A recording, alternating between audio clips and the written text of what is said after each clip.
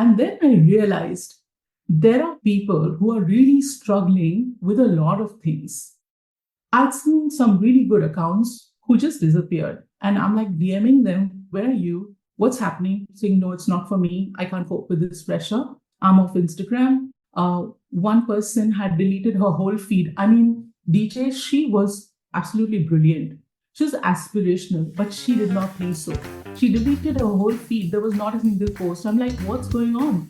Saying, no, I'm not good enough. So, I'm talking to people and seeing people struggle with this. And I feel so sorry for people who go through this because it's got nothing to do with your work. It's to do with your mindset.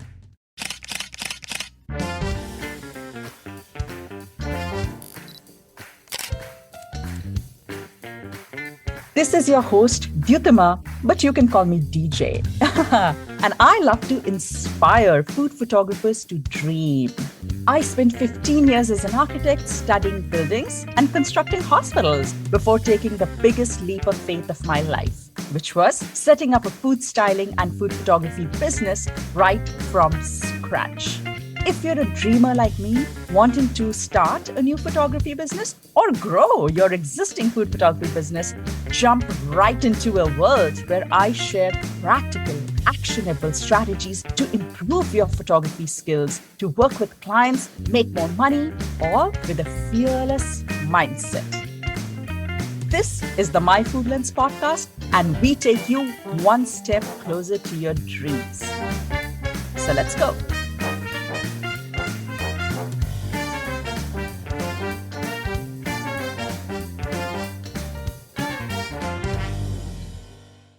So joining us today is Seema Rose. Seema is a food and lifestyle photographer. She is based in Dubai and she is a retreat host. How cool is that? Now, I have known Seema for years. She's a dear friend and I have personally attended her first retreat, which was hosted in Florence, Italy.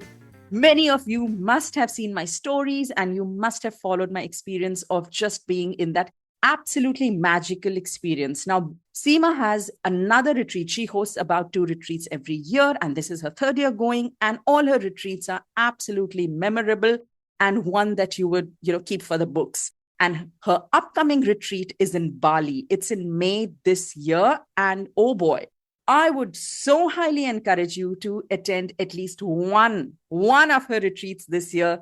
Seema comes from a corporate background and she found her calling in food photography. But in food photography, she has found her calling in creating soulful and immersive experiences for creatives. She creates these experiences where creatives just kind of get lost. And I've had that experience hands-on. She is absolutely warm. She creates these luxurious, exotic, yet heartwarming, soulful, and such deep experiences that when you go in and then when you come out after 5 days of that, beautiful retreat, you are not the same person.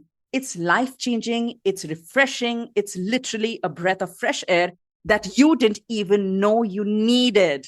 Trust me. So on that note, today's podcast topic is one that we have never, ever spoken about before. And now I'm just wondering, why have we not done this earlier? Because it is so, so, so important. We have spent all these years talking about how to grow your business, how to become more talented, how to become more skillful as a photographer, how to make more money, book more clients, and all of those things, which are highly important. But we have not gone to the absolute root of what makes all of this possible. And what makes all of this possible is you, my dear friend, you. So today we are going to talk about the importance of retreats and how they can help you discover who you are as a creative, who you need to become, what you need to do at a soul, at a cell level to be able to build that sustainable business. What is your health as a creative? What do you need? Just forget the whole world. What do you need as an individual, as a photographer, as an artist, as a creative, to be able to build that business of your dreams?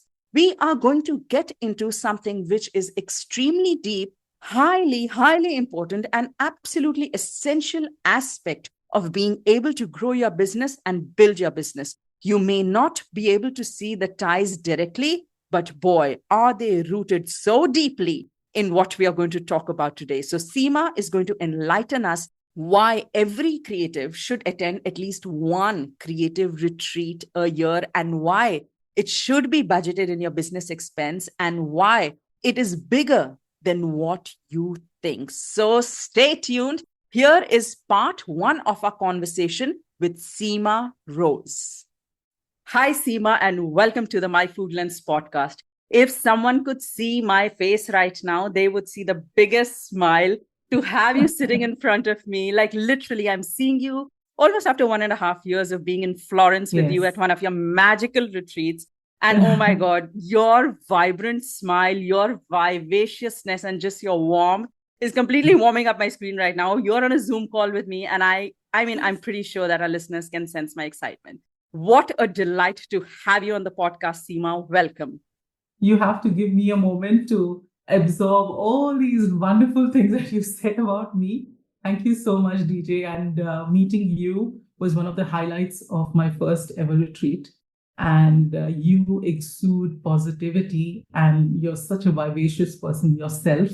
And I think that kind of rubs onto others as well. So I'm like super, super thrilled and honored to be on your podcast. I listen to your podcast regularly. Absolutely love it. Love your energy. Love all the information that I get on it. Super helpful, and love your aura. See, that's why we invited you. We invited you to say all the good things about us. Friends, ladies, gentlemen, this is the end of the podcast. Okay, bye-bye, Seema. No, I mean, I actually absolutely am such an advocate of retreats after attending your retreat. It was my first, and you know how I reached there. I mean, it's a story for another time. Some of the people who are tuning in know that I put everything on the line. It was a journey to remember, where I took like a 45-hour flight. I lost my luggage. I didn't get my visa I on time. remember. And when I reached Florence, I had absolutely no luggage, not even a night suit. And yet I was there at the retreat, and I just feel like, oh my God, it was meant to happen. And it was meant to happen because it was a life-changing experience for me. It was something that really opened my eyes. And I think that, on this podcast also, we usually end up talking about money and clients and license and all these big words that we come across in the food photography business realm, right? But there are so many aspects of a business that are underrated, underestimated, and I feel like they are so essential. And many creatives actually feel low, they feel frustrated. Some of them fall into depression. Some of them feel like they've hit rock bottom, and they're like, but I've tried everything and I've done everything and I'm working so hard. And they are not looking at these underrated and underestimated essential components of a business. And for me, attending a creative retreat really falls at the top of that essential list. And I'm so happy that we're discussing it on the podcast today. And I'm so happy that we're discussing it with you, Seema, because no one does it like you. So we're going to start right at the top. We all think about diversifying our businesses, right? We're all food photographers. We start with client work. Some of us get into education. And you, my dear, have chosen to create these immersive, soulful, creative experiences where photographers and creatives can just get lost in some kind of a magic world. And only you do it your way. So tell us, what inspired you to create such experiences and diversify your business like this? Thank you so much, DJ, for talking about all these wonderful things. And I'm glad you're speaking from experience, so that makes it credible. My pivot towards this field was quite accidental. I have spoken about this before. I was in a very flourishing advertising and marketing career for many years. And during COVID, I lost my job, and it did not end well. Because you believe so many years, you believe in yourself, and you believe your work proud, and you believe that you're doing fabulously well, and then someone comes by and says, oh hey, this group needs to go, they're not good enough. So you wonder what really happened, and as a human being, you do question yourself. It takes a lot of effort to sort of dust that off and say, no, I'm bloody good at what I do. It's your loss that you don't want to employ me. But it takes a lot of courage and a lot of effort. And it took me months to get out of that, to be honest. I'm still scarred from that experience, but I've moved on, and I have taken amazing learnings from that. And if that wouldn't have happened, I wouldn't be in this happy place. So I'm really thankful, for that experience. And when I started, this sort of journey of the new journey of my life, this phase of my life, I wasn't really in a great space. So once I got over the initial shock of losing the job, I started immersing myself in baking and cooking. I'm a natural hostess. I love to entertain my friends and family.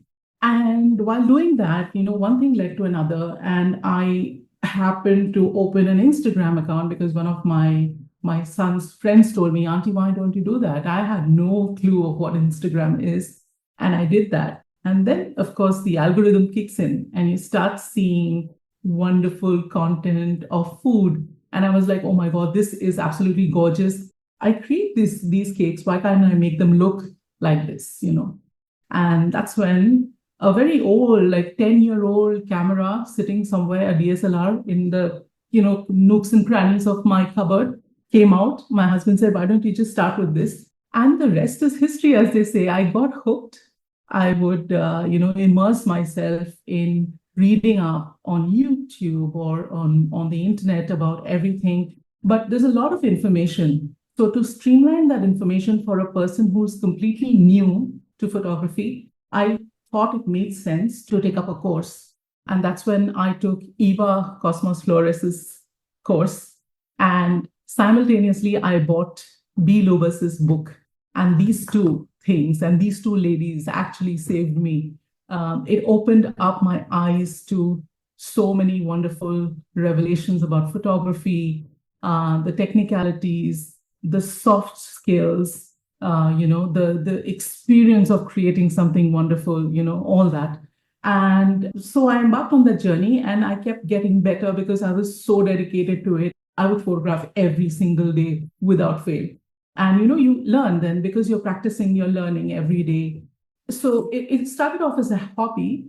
And then I started questioning myself because people around me asked, "So what do you do now?" So I'm like, "Oh, I do photography." So he's saying, "Oh, really? Do you photograph in what do you photograph?" I said, "Food."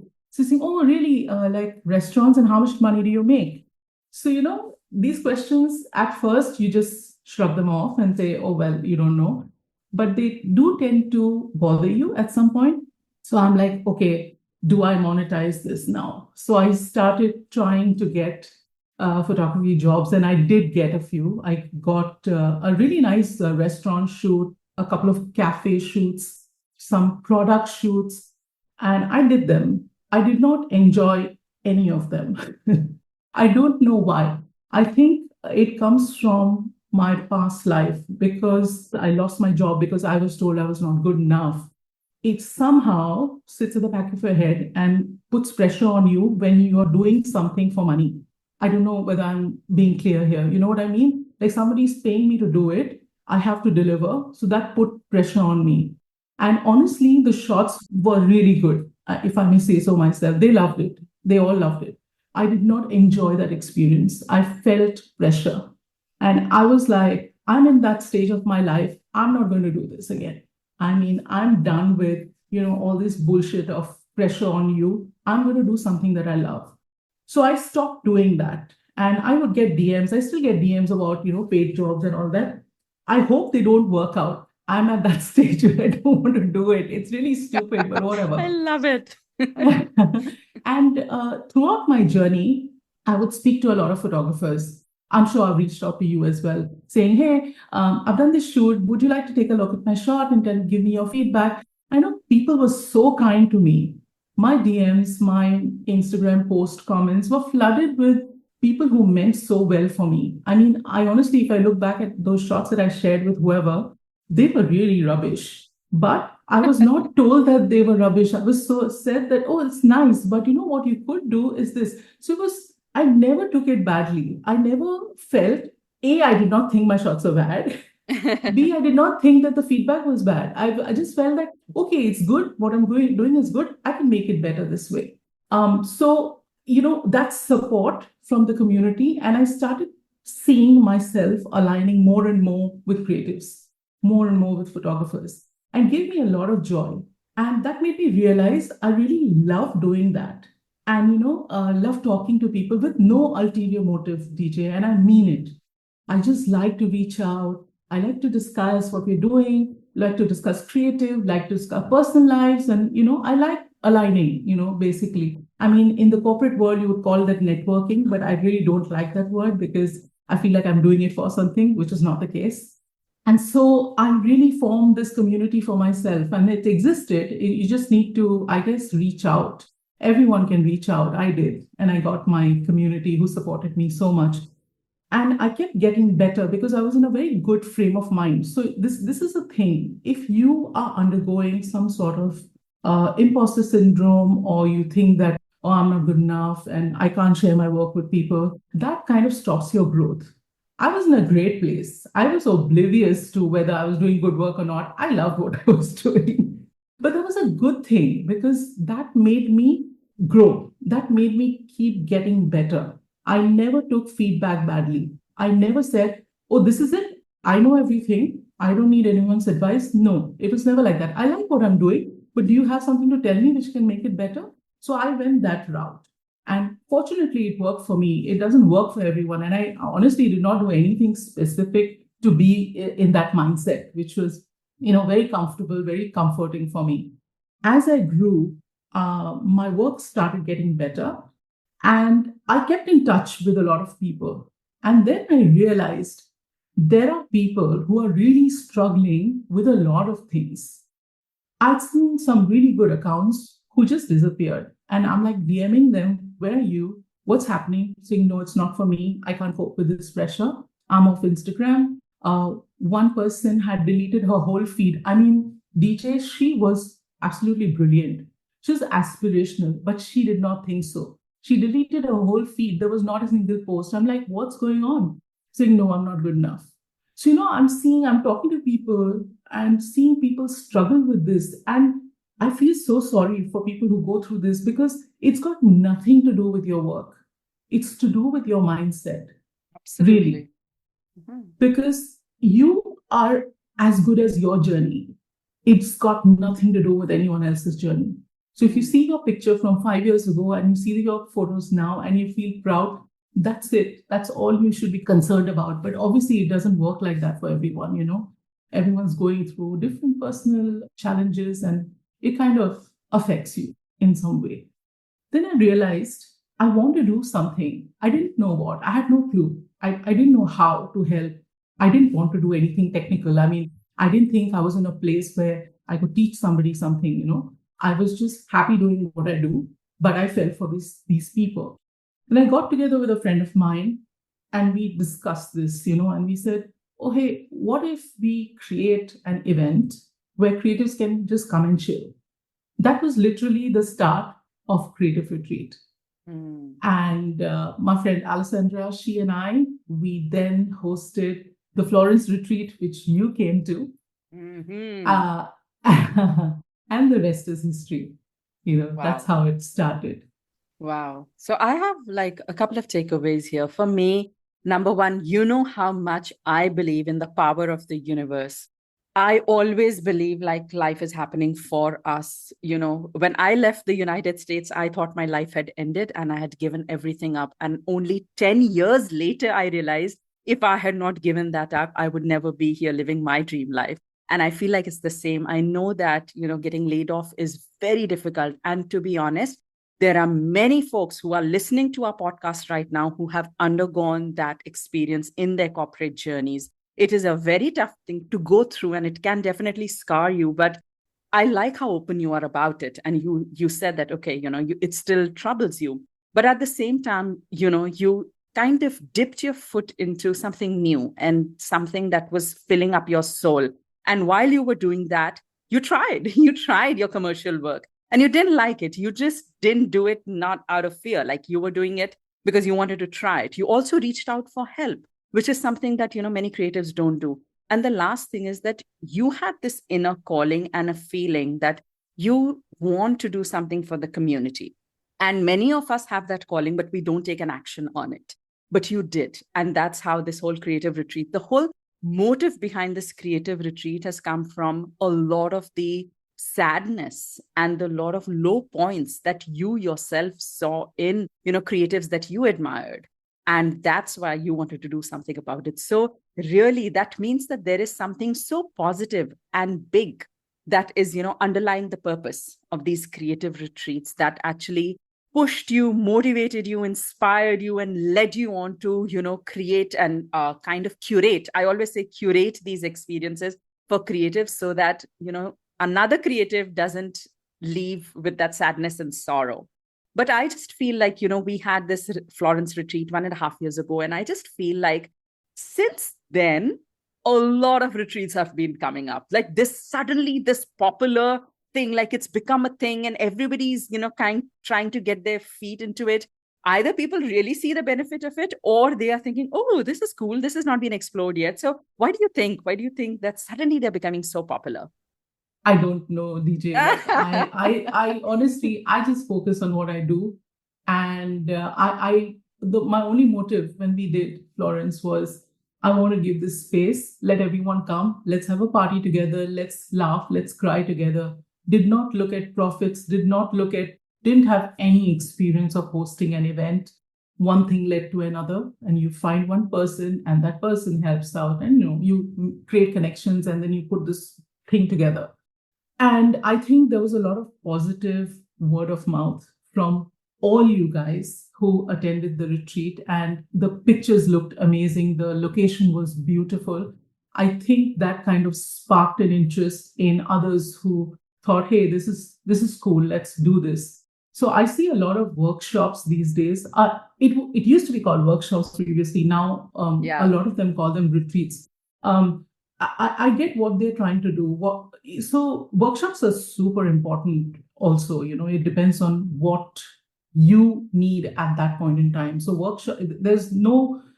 you can't compare a workshop with a retreat. You can't say, oh, should I do this or should I do that? It depends on what your focus is. So they're both equally important. One for your mental well-being, one for your professional well-being, or whatever you might call it, and for your professional growth. So what I'm seeing people do is do a workshop, and around it they create like a sightseeing tour or whatever. So it's like an amalgamation of a retreat and a workshop, and they're calling it retreat. I have no copyright on the word retreat, so yeah, more the merrier. That's fine. Mm-hmm. I will not deviate from my core belief, from my core offering. I will stick to what I do, and of course there will be others who will do it, and that's totally cool. That means that people have more choices. They can choose where they want to go. And it's absolutely great. In fact, most people who are doing workshops/retreats, most of them are my friends. And we have absolutely no competition between us. Okay, good. Do not tell them I asked this question. Do not tell them I asked this question. All right, it's between you. Oh my God, somebody edit this out. We are all good. We are all good. Yeah. Everyone's doing something awesome, and everyone's efforts are important. I love it. I love it.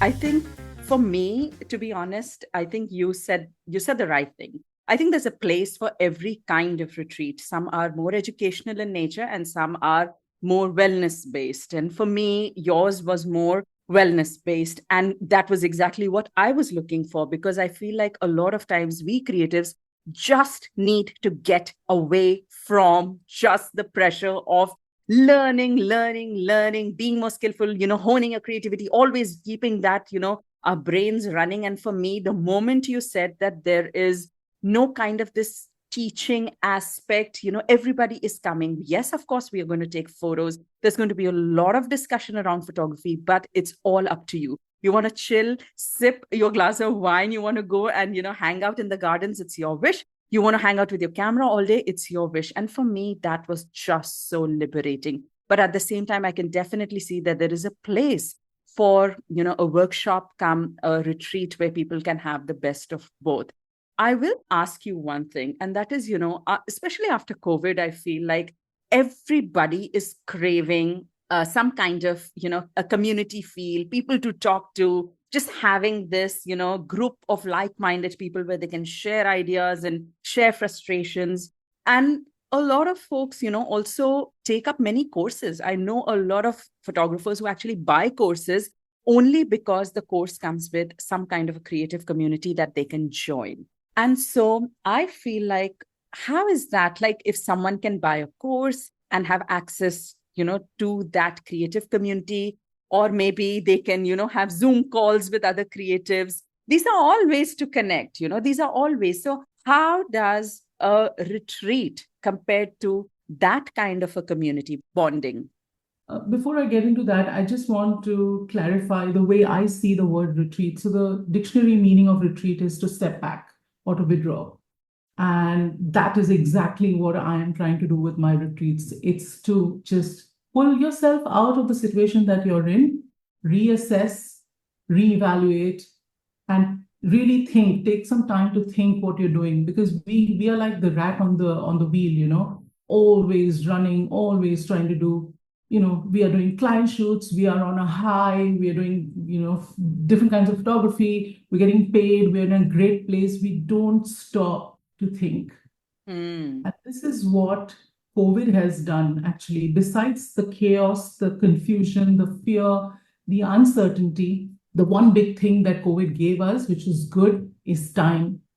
Everybody took the time because they didn't have anything better to do. They got the time to reassess their lives, reassess their choices and decisions, what really matters, who really matters. We've never, I mean, it was weird, right? The whole world was in lockdown. It's like being in a sci-fi movie. It's the weirdest thing our generation, not generation, whoever is alive now, has seen. So the time that we got was a blessing to really realign ourselves. So people started talking about mental health openly. People started accepting that they needed to do something about some issue that they're going through. That sort of opened up these spaces like retreats. You'll have wellness retreat, you have yoga retreat, and people started seeing value in going to them.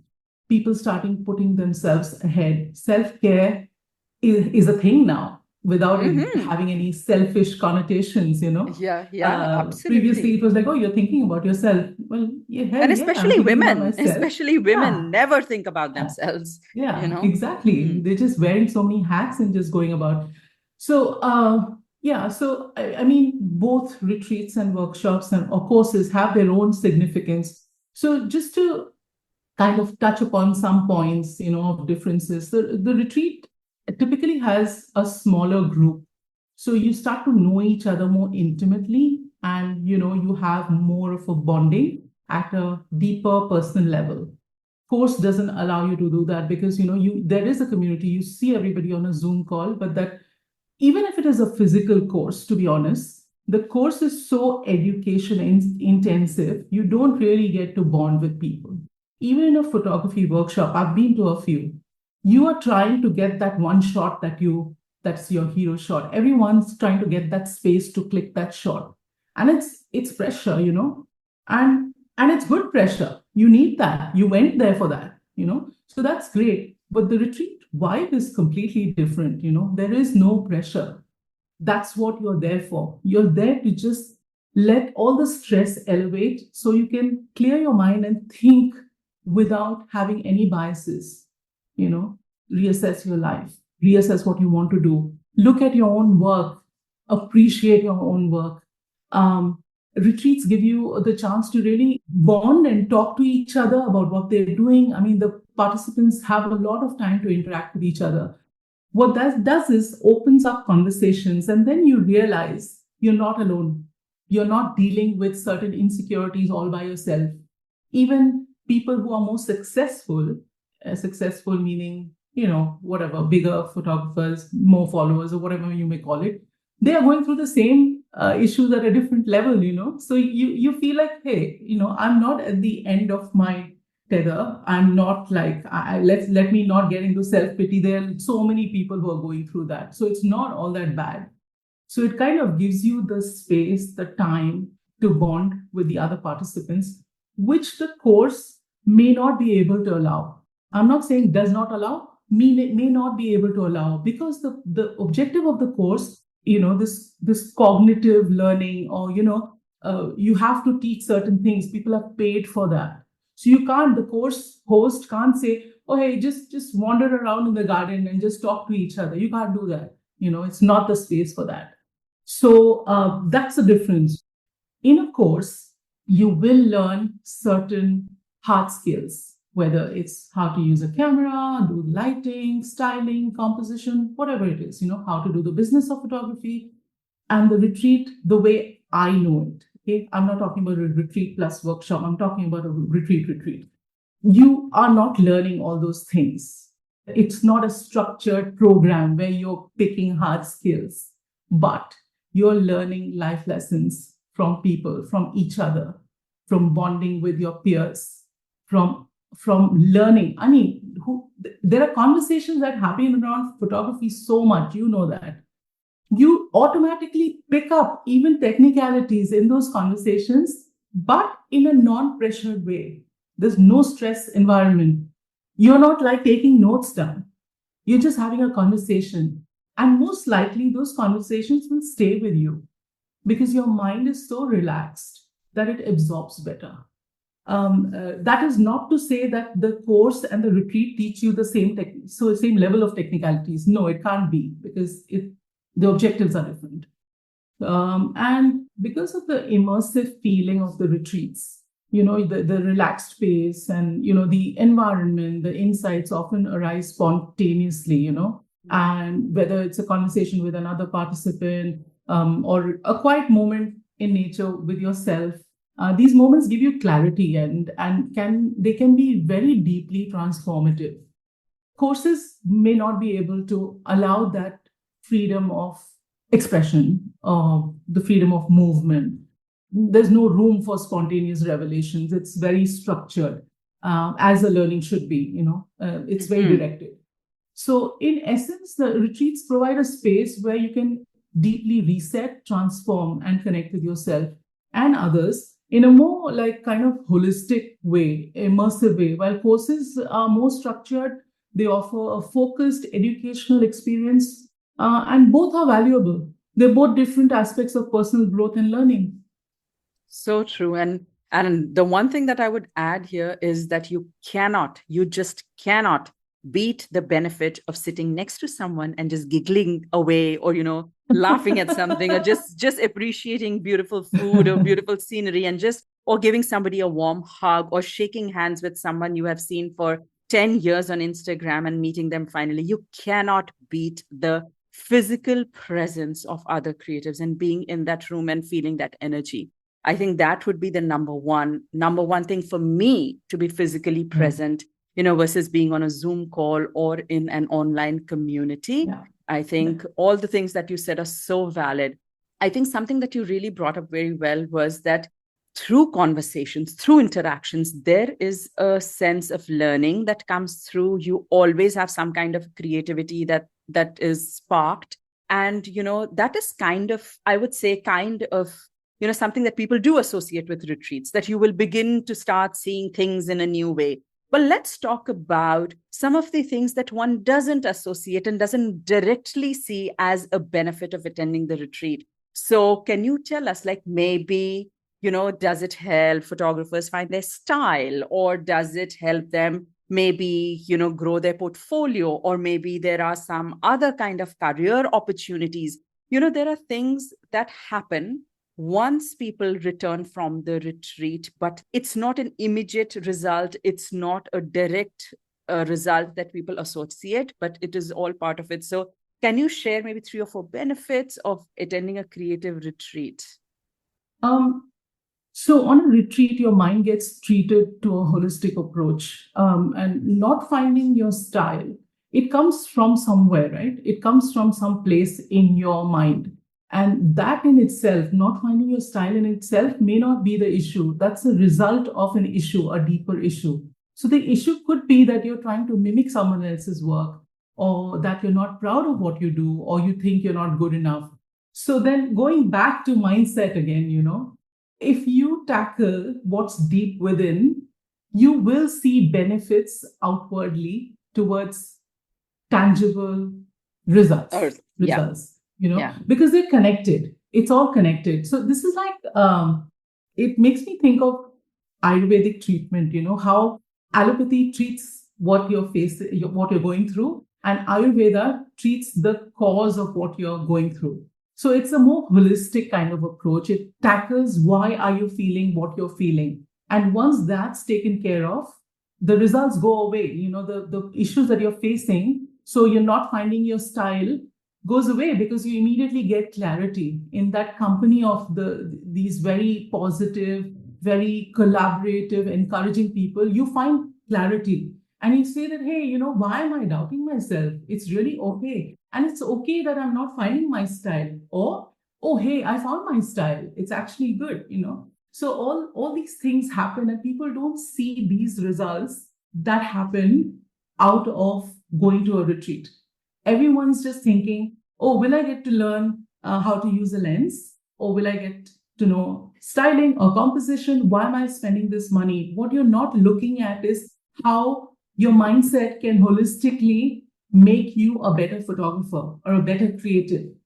And when I say better, I mean successful in layman's language. How can you become successful? Once you find your style, you begin to get confident. You begin to do better work because you're confident about what you're doing. So it's all, goes down to the root cause of what is making you feel that way.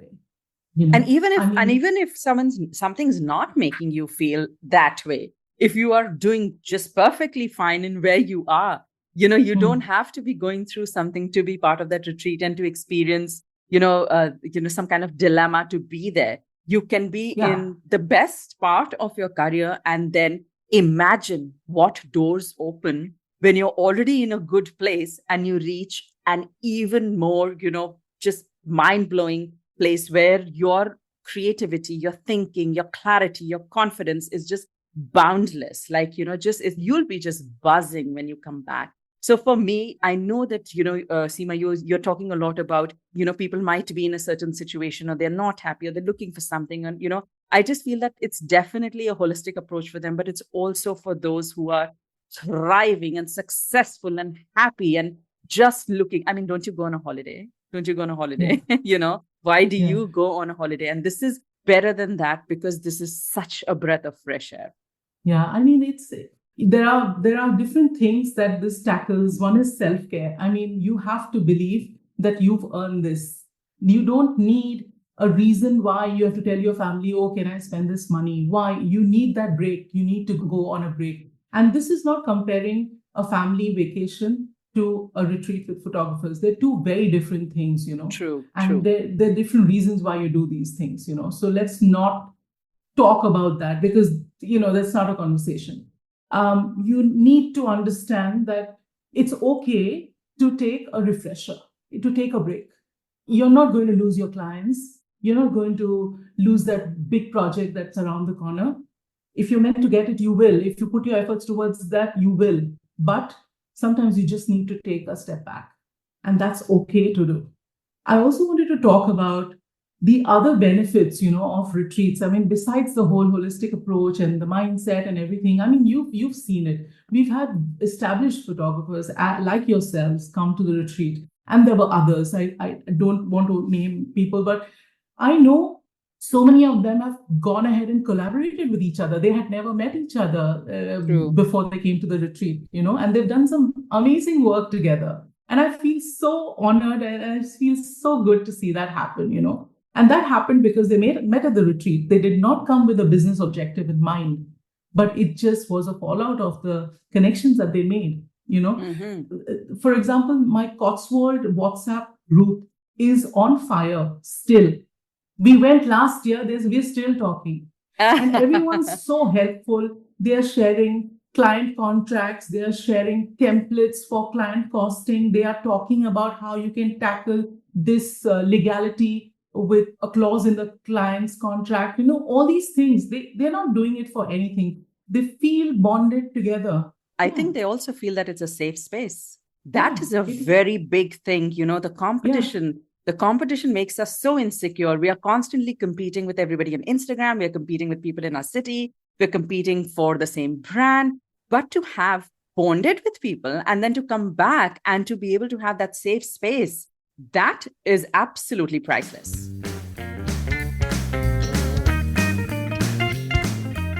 So that was part one of our conversation with Seema Rose. And tell me, you're not feeling calm already. Tell me you're not feeling like, you just went for a spa. But that's not the point. The point here, and something that Seema so beautifully demonstrates, is that this is part of wellness, self-care, and basically connecting to yourself as at a deeper level. It is about stepping away from what you do day in and day out and understanding who you are as a creative. Are you healthy? Are you nurturing yourself? Are you letting your creativity really reach its potential? And you also know this very well, that if you are constantly in a rut, there is only so much creativity, there is only so much skill that you can practice on a daily level. And the moment you give your mind, body some space, you can see game-changing results. And that's what attending a retreat does, especially a retreat that is done in person, and especially a retreat that allows you to kind of lie low and have a little bit of a breath of fresh air. We're going to continue our conversation with Seema in part two, and boy, would you not want to miss it, because we're going to talk all about how do you even choose how to attend a retreat? How do you decide what retreat is good for you? How do you prepare yourself? And once you are there, how do you maximize all the investment that you are making? Once again, Seema's Bali retreat is coming up, and it is absolutely magical. Go online. I've put the link in the show notes. Just look at the photos and tell me that you are not dying to be there, because you know who's going to be there? Yes, I'm going to be there in Bali. I'm definitely going to book my spa. I'm going to be in the pool. I'm going to have all these beautiful conversations.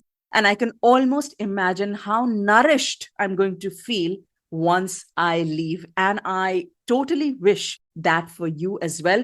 So go check out the link, go check out her retreat. And I hope that I will see you there. And if you have any questions in the meantime, you know where to find me. Email me at hello@myfoodlens.com or DM me on Instagram at Dyutama_myfoodlens. I'll see you next week with another episode. Until then, bye-bye.